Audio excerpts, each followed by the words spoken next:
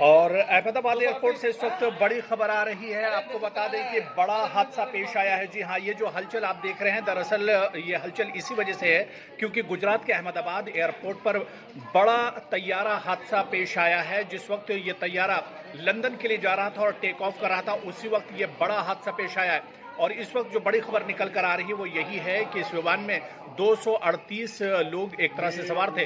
पहले ये खबर आई थी कि 133 लोग इसमें सवार हैं, लेकिन अब ये खबर इस वक्त आ रही है कि इसमें 200 से ज़्यादा मुसाफिर सवार थे जो तैयारा हादसे का शिकार हुआ है।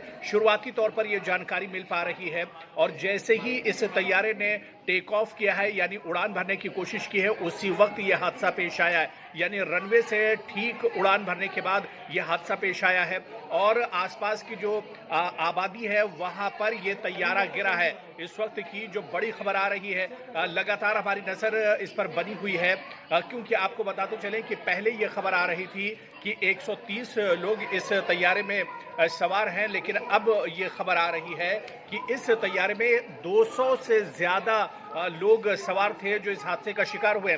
शुरुआती तौर पर जिस तरह की तस्वीरें आ रही हैं, ये तस्वीरें बहुत डरावनी हैं। अहमदाबाद में बड़ा तैयारा हादसा पेश आया, विमान हादसा हुआ है। लंदन जा रहा एयर इंडिया का प्लेन टेक ऑफ करने के तुरंत बाद क्रैश हुआ है और अब जो खबरें आ रही हैं वो बहुत डरावनी हैं क्योंकि जितने लोग इस हादसे में इस तैयारे में सवार थे, सभी एक तरह से सभी के हलाक होने की खबर आ रही है। अहमदाबाद एयरपोर्ट से प्लेन के टेक ऑफ करने के तुरंत बाद यह हादसा पेश आया है।